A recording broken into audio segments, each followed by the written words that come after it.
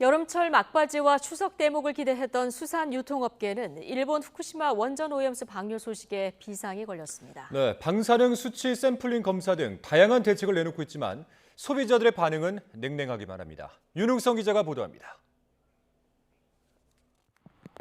수도권 최대 규모 어시장인 인천 소래포구에 금어기가 풀린 신선한 꽃게들이 가득 놓였습니다. 수산물 소비가 상대적으로 적은 여름철이 막바지에 접어들면서 상인들의 손놀림도 여느 때보다 분주합니다. 하지만 본격적인 대목을 앞두고 들려온 일본 후쿠시마 원전 오염수 방류 소식에 상인들의 속은 타들어갑니다. 오염수잖아요. 그러니까 사람들이 그 방류한다고 그래서 사람들이 많이 안 나오기는 해요. 그래서 걱정은 되지.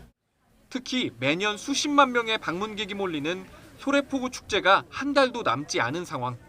축제를 찾는 손님들이 예년의 절반도 미치지 못할 것 같다며 상인들은 밤잠을 이루지 못합니다. 축제 때 예전처럼 상황이 될까? 축제 때 오셔서 손님들이 회를 드실까?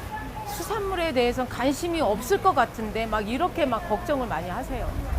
많이 있을 것 같아요. 왜냐면 회들도 나 같은 경우도 회를 좋아해요. 엄청 좋아해요. 근데 좀 덜 먹게 돼요. 많이 덜 먹게 돼요. 유통업계는 일본의 원전 오염수 방류 계획에 촉각을 곤두세우며 소비자들의 불안을 잠재울 각종 대책을 내놓고 있습니다. 민물고기처럼 오염수 영향이 적은 상품 배치를 늘리고 올해부턴 방사능 수치 샘플링 검사도 실시하고 있습니다.